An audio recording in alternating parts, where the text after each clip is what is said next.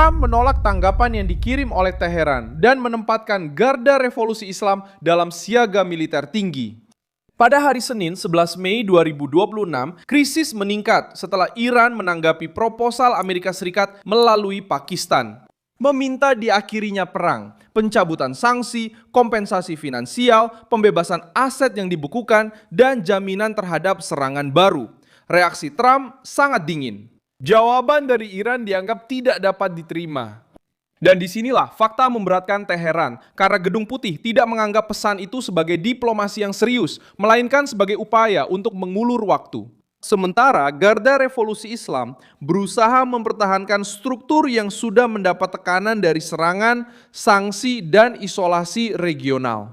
Saya akan segera menceritakan semuanya, tapi sekarang Anda pasti ingin berlangganan saluran ini agar tetap mendapatkan informasi terbaru. Informasi secara real time dengan kualitas jurnalistik terbaik yang pernah ada, sesuai standar kredibilitas Milson Alves. Teheran menginginkan keringanan segera, ingin dana yang dibekukan dicairkan, ingin tekanan militer dihentikan, dan ingin mencegah Amerika Serikat serta Israel melanjutkan serangan terhadap pusat-pusat sensitif mereka.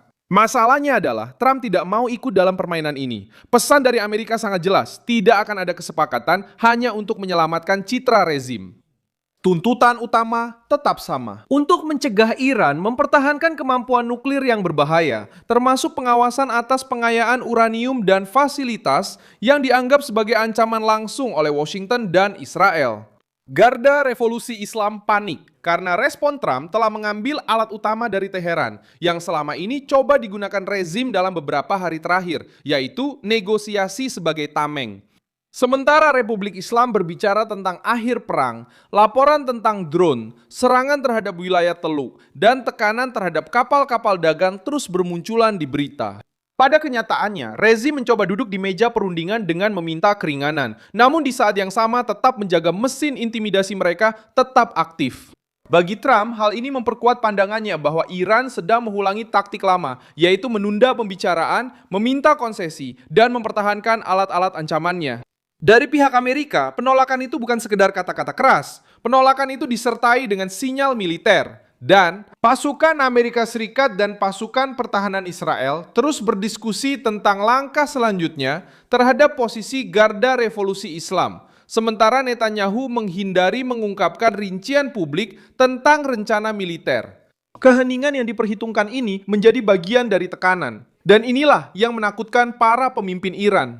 Trump tidak memberi rezim kepastian tentang di mana, kapan, dan bagaimana respons itu akan datang. Dampak regionalnya juga telah berubah. Arab Saudi mengutuk serangan terhadap Uni Emirat Arab, Qatar, dan Kuwait, sementara negara-negara Arab lainnya memperkuat solidaritas melawan tindakan Iran. Reaksi ini penting karena krisis tersebut sekarang tidak lagi hanya tampak sebagai perselisihan antara Washington, Israel, dan Teheran. Perilaku Garda Revolusi Islam mulai mengganggu langsung pemerintah-pemerintah Teluk yang melihat drone, ancaman, dan ketidakstabilan maritim sebagai risiko terhadap pelabuhan, bandara, dan jalur energi mereka sendiri. Iran ingin terlihat kuat, tetapi akhirnya justru mendatangkan lebih banyak tekanan pada dirinya sendiri. Usulan Amerika Serikat juga membuat Teheran terpojok karena tidak hanya berbicara tentang jeda sementara. Menurut laporan media internasional, Washington menginginkan sebuah nota kesepahaman dengan pembatasan ketat terhadap program nuklir Iran, termasuk moratorium selama 20 tahun. Dalam hal pengayaan, penarikan uranium yang diperkaya tinggi, dan pembongkaran fasilitas nuklir yang sensitif. Bagi Garda Revolusi Islam, hal itu sama saja dengan kehilangan jantung strategis rezim. Bagi Trump, itulah tujuannya. Mencegah Iran menggunakan negosiasi untuk melindungi aparat yang sama yang mengancam Israel. Menekan Teluk dan mendukung sekutu-sekutunya yang bersenjata di seluruh wilayah. Respons Iran masih mencoba membalikkan narasi. Teheran menyatakan bahwa mereka telah menolak proposal Amerika, bahkan setelah Trump sudah menolak jawaban dari Iran. Detail ini menunjukkan adanya perebutan kendali. Rezim perlu memberitahu publik dalam negeri bahwa mereka tidak dipermalukan, tidak terpojok, dan masih menentukan syarat-syaratnya.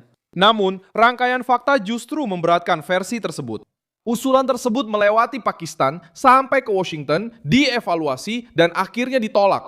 Rezim tersebut mungkin mencoba mengklaim kemenangan kepada pendukungnya sendiri. Namun, penolakan dari Amerika Serikat memperlihatkan rapuhnya negosiasi di mana Teheran meminta keringanan tanpa melakukan pembongkaran nyata yang diminta oleh Amerika Serikat. Pertemuan yang direncanakan antara Trump dan Xi Jinping juga menjadi bagian dari permainan ini. Washington ingin menekan Tiongkok karena hubungan ekonominya dengan Iran, terutama pembelian minyak dan dukungan tidak langsung yang membantu Teheran tetap bertahan meskipun di bawah sanksi. Poin ini memperluas krisis keluar Timur Tengah. Trump memperhatikan Korps Garda Revolusi Islam, tetapi juga menargetkan jaringan eksternal yang menopang rezim tersebut. Jika Beijing terus memberikan oksigen ekonomi kepada Teheran, Gedung Putih bisa menganggap masalah ini sebagai bagian dari perselisihan yang lebih besar. Netanyahu juga menambahkan elemen baru dengan menyarankan agar Israel mengurangi hingga nol bantuan militer finansial yang diterima dari Amerika Serikat selama dekade berikutnya. Pernyataan tersebut tidak melemahkan aliansi. Pernyataan itu justru memperkuat gagasan tentang kemitraan yang lebih tegas, lebih strategis, dan tidak terlalu bergantung pada retorika politik di Washington. Israel ingin menunjukkan bahwa mereka akan terus membeli, bekerja sama, bertukar teknologi, dan bertindak bersama Amerika Serikat, tetapi tanpa terlihat tersandra bantuan tahunan. Di tengah krisis dengan Iran, pesan ini dimaksudkan agar Teheran memahami bahwa kemitraan Amerika Serikat Israel tidak hanya bergantung pada uang. Kemitraan itu bergantung pada ancaman bersama, berbagi intelijen, dan keputusan politik. Sejarah menunjukkan mengapa penolakan Trump terhadap kesepakatan yang lemah dengan Iran punya arti nyata.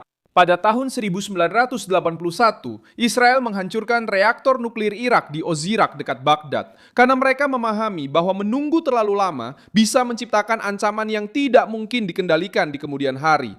Operasi itu dikritik oleh banyak pemerintah pada saat itu, tetapi kemudian dikenang sebagai contoh tindakan pencegahan ketika ancaman nuklir berkembang di balik retorika diplomatik.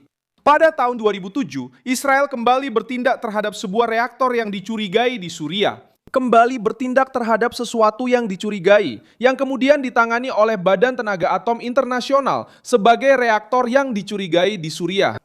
Pelajaran untuk Trump dan Netanyahu sangat jelas. Ketika rezim yang bermusuhan menggunakan negosiasi untuk membeli waktu, jendela kesempatan untuk bertindak bisa segera tertutup. Perbandingan dengan Libya juga membantu memahami perbedaan antara tindakan Israel terhadap reaktor yang dicurigai di Suriah. Pada tahun 2003, pemerintah Libya mengumumkan bahwa mereka akan meninggalkan program senjata pemusnah massal dan membuka proses tersebut untuk verifikasi internasional. Setelah itu, terjadi negosiasi, inspeksi, dan pelonggaran sanksi. Kasus Libya diingat karena menunjukkan logika yang sederhana. Pertama-tama ada penyerahan yang nyata, kemudian datang hadiah diplomatik. Iran mencoba menempuh jalan sebaliknya. Iran meminta pencabutan sanksi, pembebasan dana, jaminan militer, dan keuntungan politik sebelum menyerahkan pembongkaran utama. Itulah sebabnya Trump menolaknya. Negara-negara lain juga menunjukkan bahwa rezim yang mendapat tekanan akan mundur ketika mereka menyadari bahwa biaya untuk melawan menjadi lebih besar daripada biaya untuk menyerah.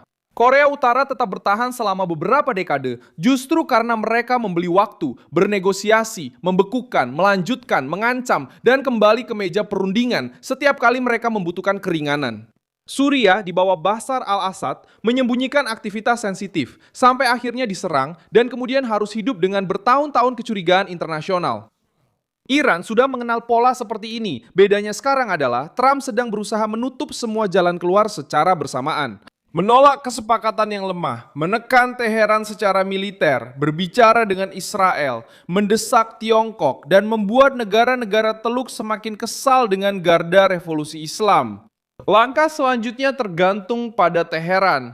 Jika Republik Islam bersikeras meminta imbalan tanpa memberikan inti dari parlemen, kemungkinan terjadinya eskalasi baru akan meningkat. Jika menerima penyerahan diplomatik yang nyata, Garda Revolusi Islam akan kehilangan kekuasaan dari dalam. Itulah sebabnya kepanikan begitu terlihat jelas. Pilihan apapun akan merugikan rezim.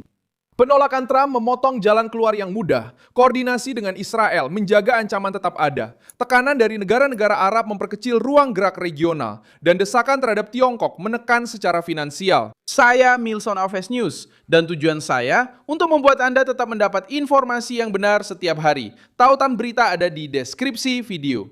Beri like pada video ini, subscribe ke channel, dan di akhir lihat komentar agar Anda semakin terlibat dengan komunitas Milson Alves.